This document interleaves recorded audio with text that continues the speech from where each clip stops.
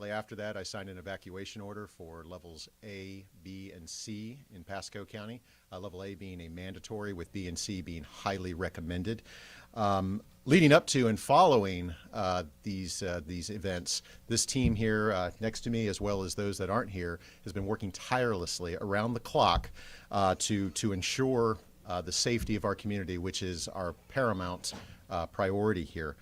We've been coordinating with National Weather Service, as well as State Division of Emergency Management, and partnering with our neighboring counties. And again, all of this to ensure the safety of our residents, as well as the entire community.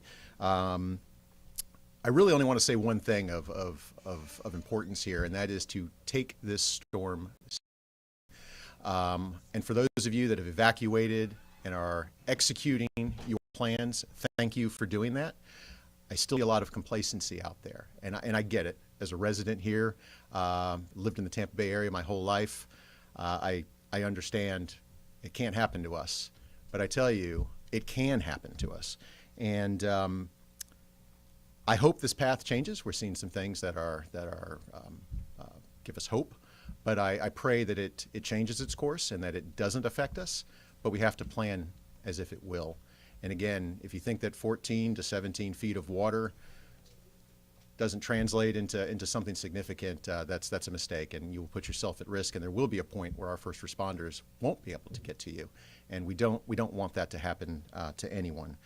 We owe it to our families, we owe it to our loved ones. I ask that as a community we come together, we help each other, we be civil, and again, we will get through this.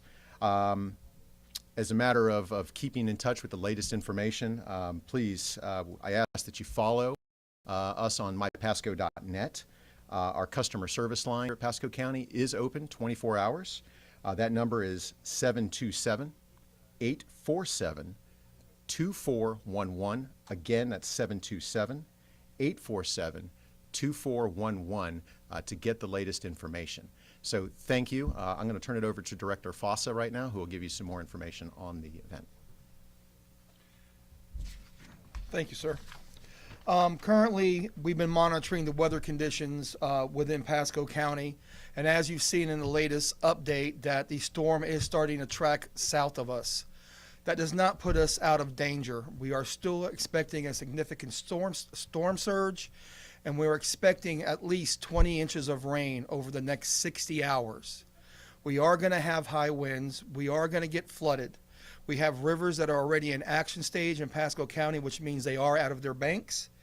The evacuations, please heed the warning. If you're a citizen of Pasco County, I would talk to you and say to you guys, Wednesday afternoon, if you can avoid being on the roads, please do so. The bands will start coming in early Wednesday morning. We'll start getting some tropical gusts, but by mid-afternoon and into the evening, we are going to start feeling tropical storm force winds at a sustained speed of 39 miles or higher. We're also going to start impacting some hurricane force winds that will be gusts. We have 10 shelters open at this time throughout the county. 5 of those shelters are pet friendly. The remaining are not. You can go on to mypasco.net and look at the map on there, and you can find that shelter. Sandbag locations. We have hit an all-time high for the distribution of sandbags. We've put out over 260,000 sandbags. So with that being said, we're having to limit the amount per household. So please, only 10 per household. Please be patient while you're in line. Tempers are starting to flare. We don't want nobody getting hurt. This can be, like Mr. Carbala said, it's got to be a community effort. We all have to be in this together. It cannot be a one-man show, so please work together. We're also, I'll reiterate the customer service line, 727-847-2411. You can call in to report any damages. If you have any questions about shelters, the customer service line is here to help you. And like emergency management is, we are going to weather the storm out, and we are here to assist the citizens of Pasco County. Thank you, and I'm now going to turn it over to Chief Casson. Thank you, Director Fossa. So from the fire rescue perspective, we are closely monitoring the weather conditions, just as all of you should be. and we want to make sure that everybody is aware of their evacuation zones. There are several in Pasco County, and as already previously mentioned, evacuations are mandatory in Zone A and recommended for B and C. And as also has been mentioned, we want you to take this very seriously. Fire rescue will operate just as normal as we always do. However, there will become a time where it becomes too dangerous for even our crews to be out there to rescue you. So it is very, very important that you heed those warnings and get out of harm's way. Currently, when the storm makes impact into Pasco County, when the winds start reaching 40 miles per hour sustained or greater, we begin to start to shut down our operation because, again, like I said, it becomes too dangerous for us to be out there. Once the sustained winds get to 50 miles an hour, and that's between a tropical storm and a hurricane, so it's not a lot of wind. When it gets to 50 miles an hour or greater, we shut down, and it depends on where in the county that wind is, but that doesn't mean we shut down throughout the entire county, just in that location where those winds are. All right. Also, it's already been mentioned about the shelters. There are plenty of storm shelters located throughout Pasco County.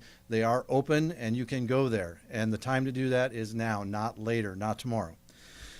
We will experience lengthened response times most likely if you do call 911, especially on the west side of the county, and that is because some of our fire stations are actually located in an evacuation zone. So we will have to, at some point, relocate the crews out of those stations, again, for their safety, to another station nearby.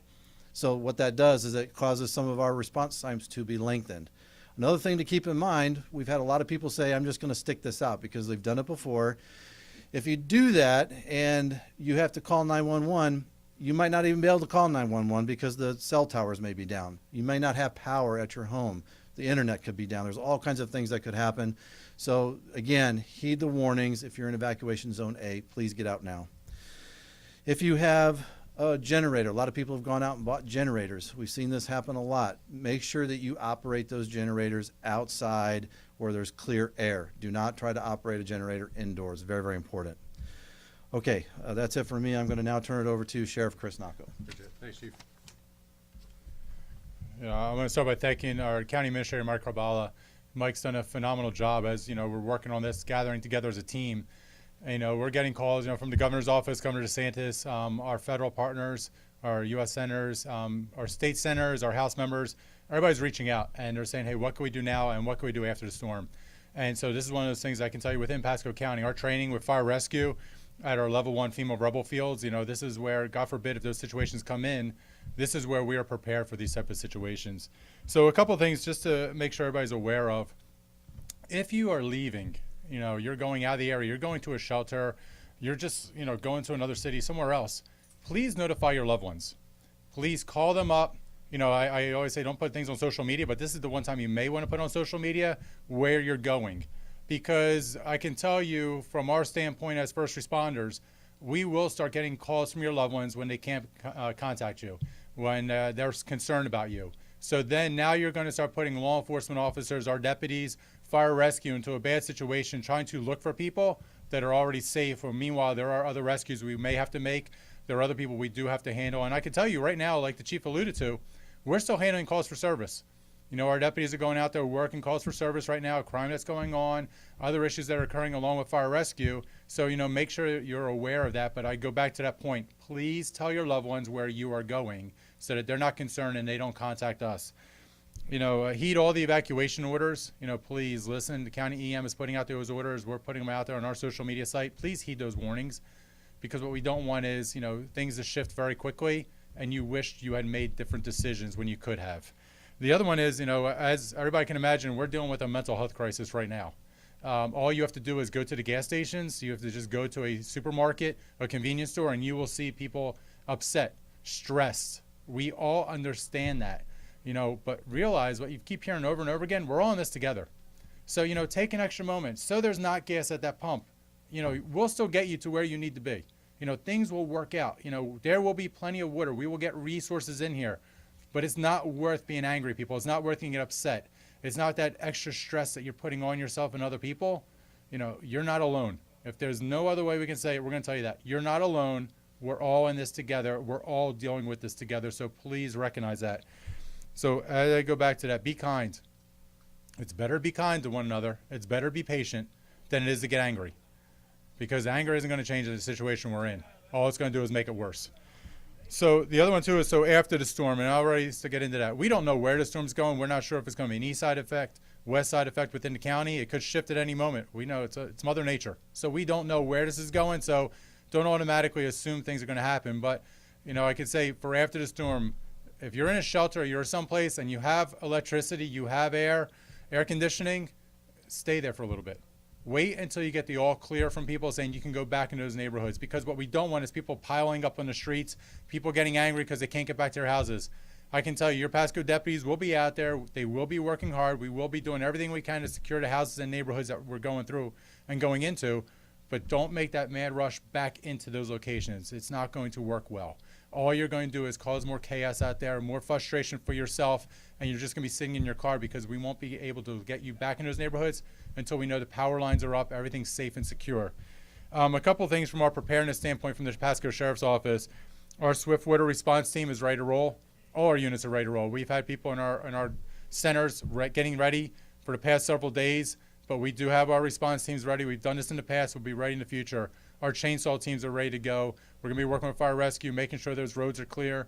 As soon as the storm passes, we'll know where all the trees are down. We'll be able to go out there and cut down so we can get those roads back up again. But for emergency services and for electrical crews, please let them be the priority out there so they can go back there and get the power back on, and we can respond to those people that need to be rescued or saved.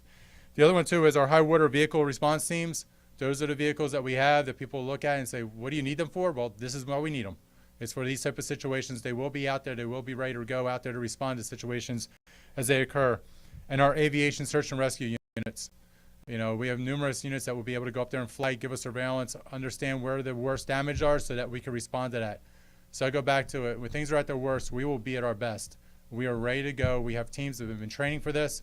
We're prepared for this. But now it's about praying too. Asking God to make sure, you know, we wish the storm just dissipates. Nobody in Florida gets hit. But the one thing goes back to, we're Floridians. We deal with this. We will get over this, and we'll be stronger because of it. So with that being said, we appreciate it. Thank you all very much. And as the messaging comes out, please push it out there. Please get it out far and wide, because as I said, the storm can shift at any moment. But the team that we have in place with our county administrator, we're doing great things. We're working well together, and that's because as a community, we're all in this together. All right. Any questions? In terms of the evacuations, the mandatory, is someone going to go and like knock on doors, or is that just saying if you're not Okay. there, whoever can answer that? So I'll let Mr. Fossa go into it. I'll just end it from our standpoint as the Sheriff's Office. You know, we're getting the message out there. We're telling people far and wide, please evacuate, but it's ultimately your decision. The Sheriff's Office is not going to be going out there and pulling people out of their houses. It's ultimately your decision. Yeah. The sandbags, you said more than, was it 260,000? 260,000 sandbags have been distributed. We got to the point today that we were actually out of sandbags. We reached out to our neighboring county, Hillsborough County, and they were gracious enough to donate loan us 125,000 more. I saw the line. So the lines are very long. People are grabbing them left and right. That's why we had to limit it to 10 bags per household. And like the sheriff said, be kind. This is a community event. We don't need tempers flaring out at the sandbag sites. We don't need the fights at the sandbag sites. Take your time. You'll get bags, and we'll keep pushing it. Another item that I wanted to mention was for the elderly population and the citizens that do not have transportation to shelters, they can contact the Go Pasco, and they can arrange a ride to pick you up and deliver you to the shelter site at no charge. For people who are on the fence about going, staying, going, last second they want to get into a shelter, will you ever turn someone away at a shelter? We will never turn anybody away from a shelter. We had that during Irma, and even in the height of the storm, people are still trying to get in shelters. The county will not turn anybody away from a shelter.